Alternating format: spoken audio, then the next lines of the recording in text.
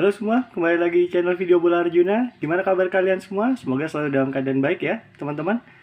Malam yang indah di Benito Stirpe, markas Frosinone. AS Roma mengalahkan tuan rumah Frosinone dengan skor 3-0. Luar biasa, memuluskan apa ya? Semangat Roma dan apa ya? Jiwa Roma yang akan sangat positif tentunya menghadapi Feyenoord nanti di leg kedua di Olimpico pastinya dalam lanjutan Europa League, teman-teman. Hasil malam tadi membuat Roma uh, mencatatkan rekor yang bagus dalam 5 pertandingan terakhir dengan meraih 3 kali kemenangan, 1 kali kalah dan 1 kali seri.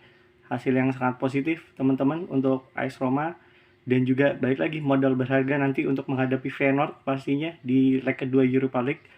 Teman-teman, tadi malam Roma atau tepatnya dini hari sedikit banyak melakukan rotasi. Sardar Asmun main, Tommaso Baldanzi main, kemudian Dan Huijsen kembali main, kemudian Rasmus Christensen juga main, Angelino posisi bek kiri juga kembali, kemudian ada Miles Villar yang lagi dipercaya juga kembali ke bawah Mistar.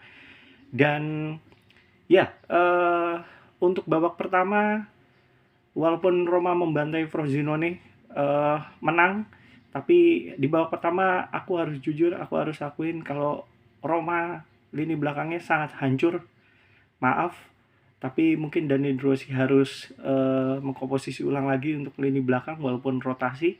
Sepertinya Rasmus Christensen, Angelino, kemudian Dani Huijsen dan Gianluca Mancini ini apa namanya, sepertinya agak kurang koordinasi. Jadi mungkin harus ditingkatkan lagi, teman-teman. Walaupun Dani Wizard akhirnya mencetak gol indah dari ya sedikit soloran, sebetulnya agak bahaya.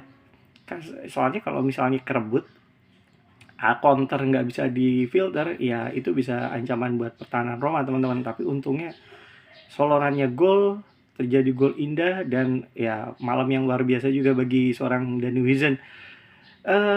Kemudian untuk lini tengah, lagi-lagi dua gelandang bertahan, aku berharap Daniel Rossi mau mengurangi satu, jadi pilih salah satu. Siapa yang dipilih, karena di situ ada Hosem Awar sebagai playmaker, bisa di sana. Walaupun aku tahu sebetulnya maksud Daniel Rossi adalah mencoba membuat Leandro Paredes menjadi deep lying playmaker.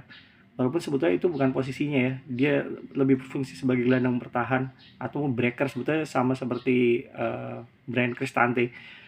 Tapi dibuat Daniel Rossi, dia membuat Leandro Paredes mencoba role-nya sebagai deep lying playmaker. Aku nggak bilang sukses sih.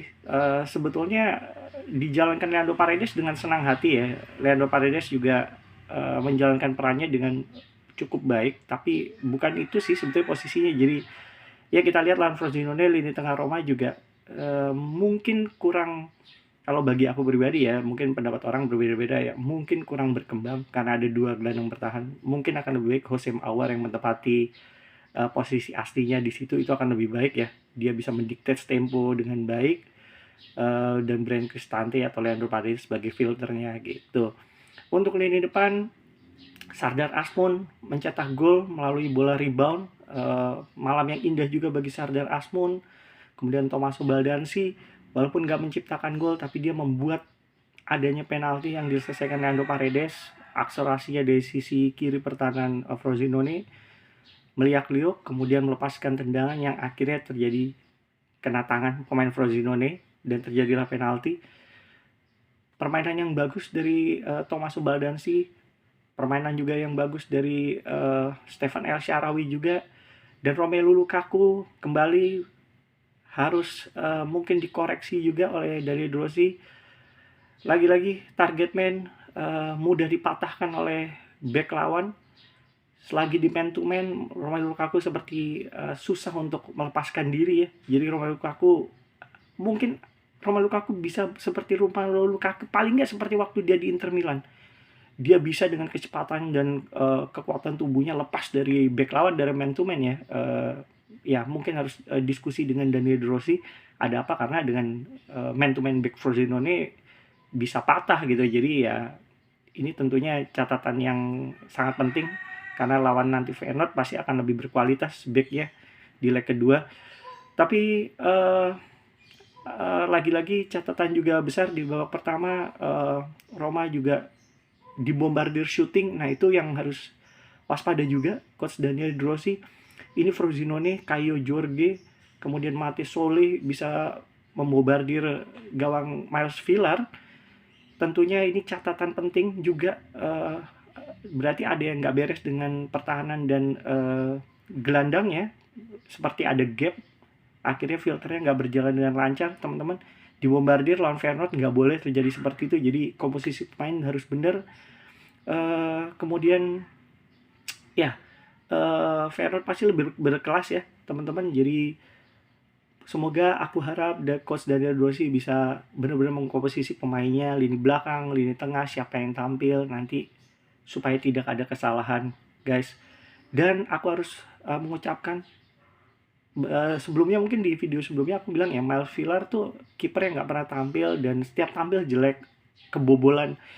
Tapi mungkin titik poinnya kemarin pas melawan Feyenoord ya, dia bermain luar biasa walaupun harus kebobolan 1 gol.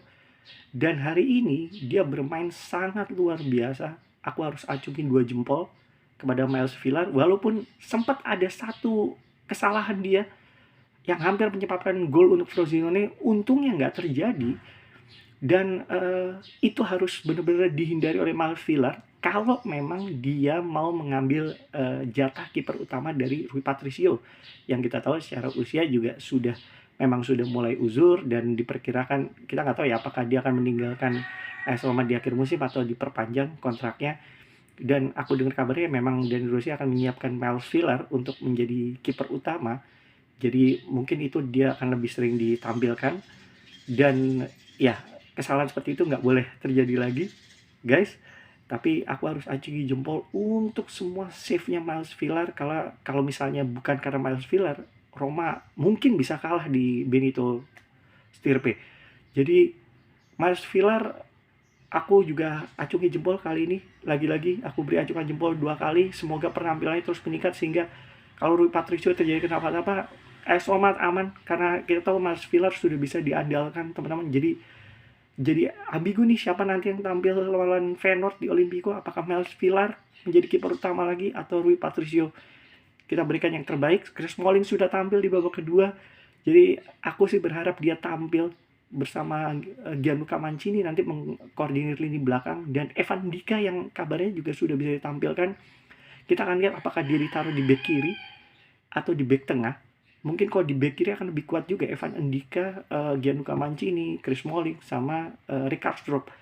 Walaupun di membawa Pantai Gading juara, dia bermain sebagai back tengah kiri ya, dan itu Pantai Gading luar biasa kuat, teman-teman. Jadi kita akan lihat, teman-teman, siapa yang akan tampil melawan Feyenoord. Dan aku harap dari coach Daniel De Rossi nggak melakukan kesalahan lagi dalam pemilihan pemain untuk lini belakang, lini tengah, dan lini depan.